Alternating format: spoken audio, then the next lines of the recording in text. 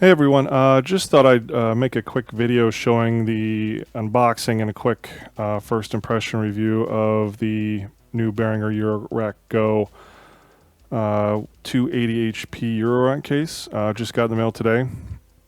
Ordered it from Perfect Circuit. Actually, looks like I got pretty lucky. I did not pre-order it, but I checked, I want to say 3 days ago. It was online. They said they had them in stock. Ordered it, just got it in.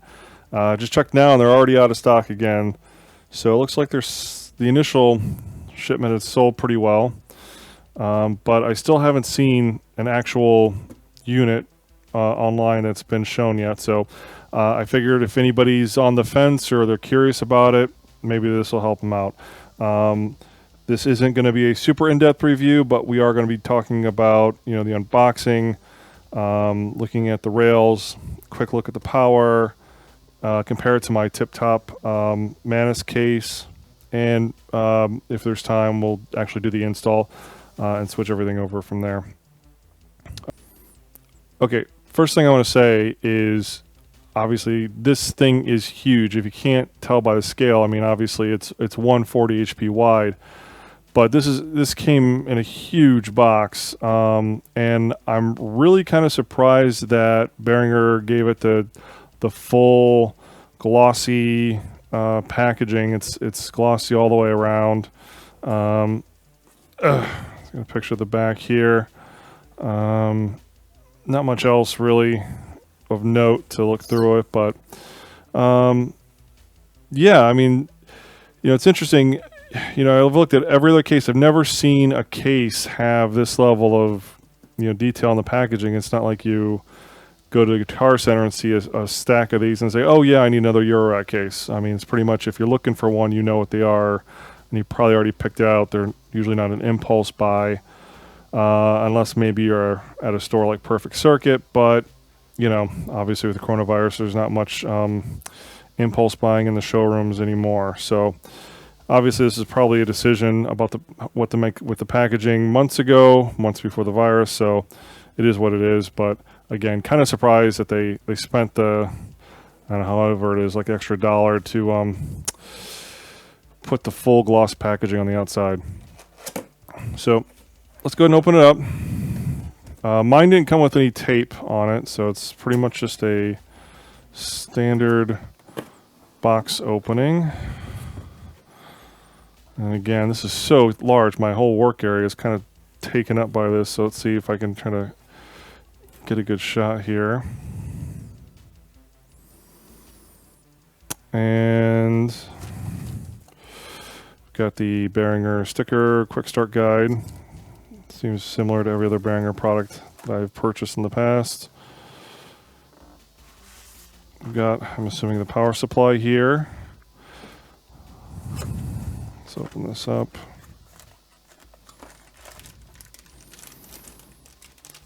Standard cord. You see, that's just the 2-prong.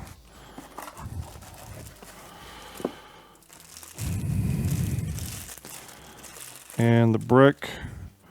Not a bad size brick. I mean, it's pretty much the same size I've seen it as every other case, whether it's a Make Noise skiff or the Mantis tip top. So nothing surprising there. I just open it up.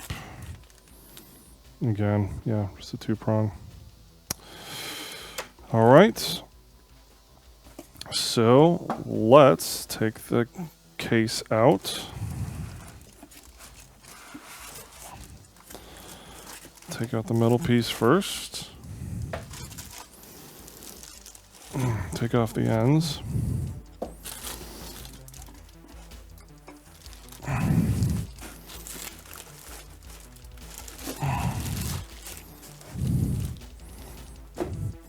Nothing else in the box, so I'll go ahead and get rid of that.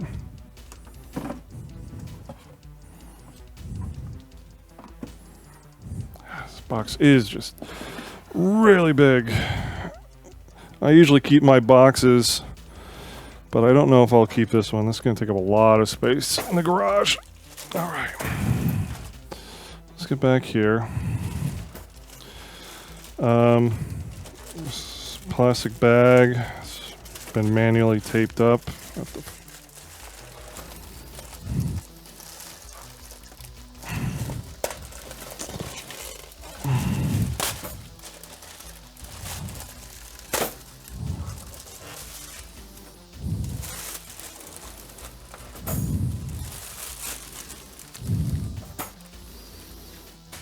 All right, well, here we are.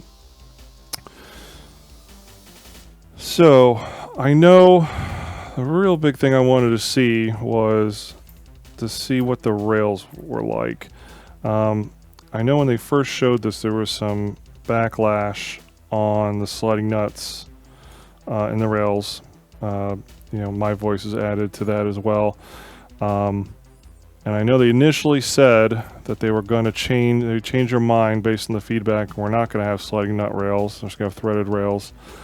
But here we are with the sliding nuts. I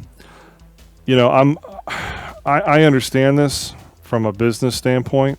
Probably what happened was that, they might have had the intention to do that, but maybe once they priced it out, it was either not really cost efficient to keep it at the $299 US price point.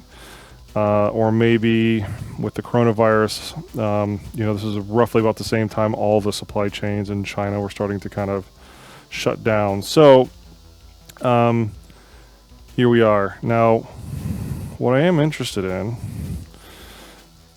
is looking up here. Again, this is so big, I don't know if I'll have to refocus it. Actually, let me put up my second camera here.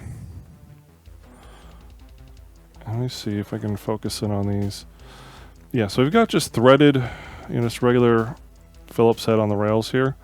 So what I would hope is that someday that we could get an upgrade or, kind of like an option to say, okay, well, maybe Behringer will sell 140 HP threaded rails. And of course, you could obviously do that on your own as well if you wanted to. I'm looking at these don't feel like any really special rails to me as far as the dimensions go. So if you really wanted to, I'm sure you can kind of do something with this or take these out and slide in a threaded rail right in there. Next is I want to look at the power, and we can see here that all the heads are, up at the top. They're all shrouded, which is pretty much standard nowadays. Oh, well, I've got the ones down here. We got section A, section B, section C. So it looks like, they're pretty much 3 separate zones. Let's go over the Behringer side. They claim on the box tremendous power. I'm trying to remember. Yeah, 3 amps is what they have listed right there. So I'm assuming it's 1 amp per section.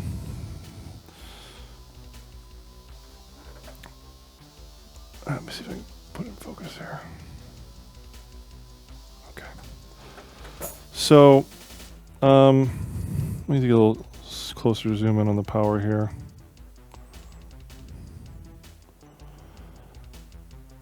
Now, I've worked with a lot of different cases and a lot of different power supplies. This is definitely the smallest I've seen.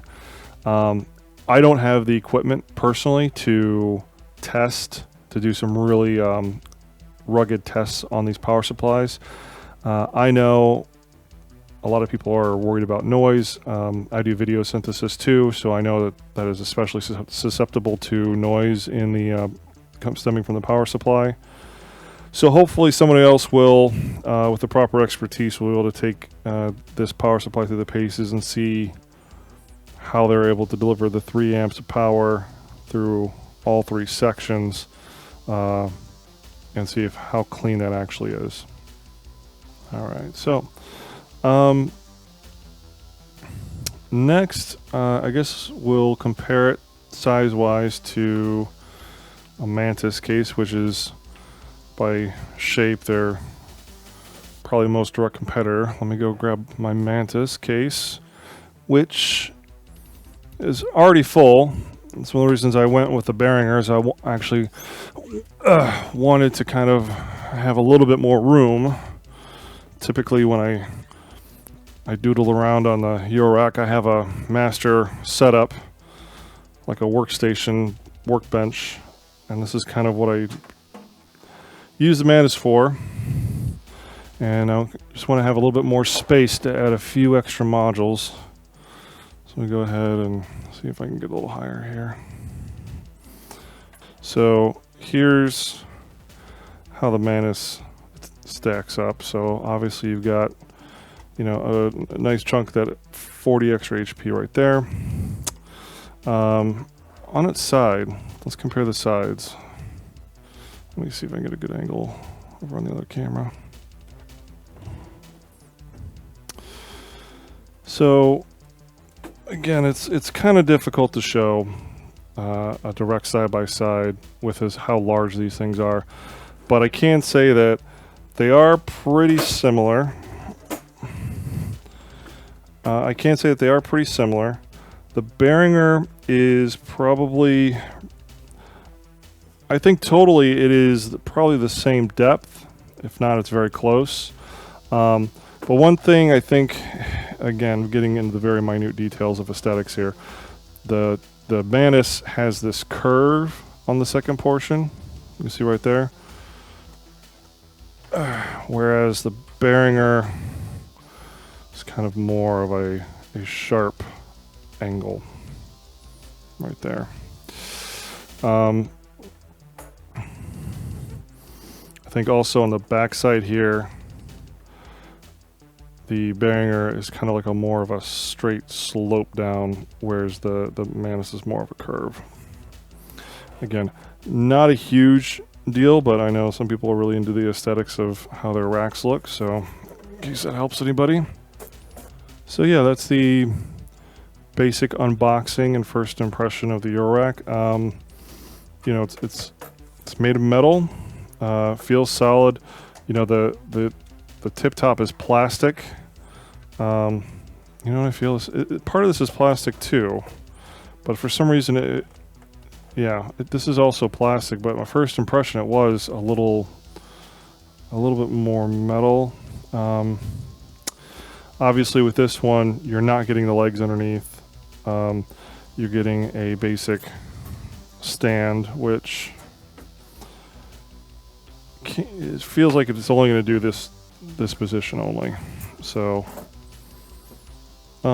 which is a good position, honestly, for me. That works out as a great position when I'm working on a desk like this.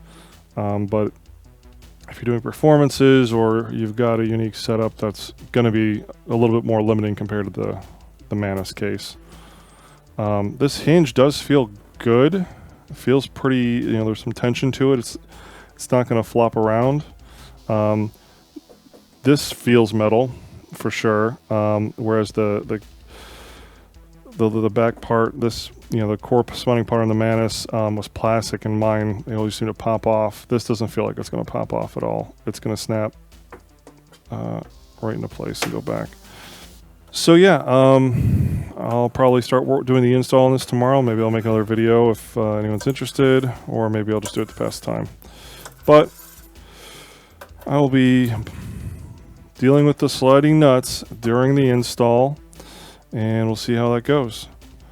So that's it for my first impression unboxing video for the Behringer Eurorack Go case. I hope you have found it helpful. If you've got any specific questions about it that I didn't cover, just feel free to shoot me a comment. Otherwise, see you next time. Bye.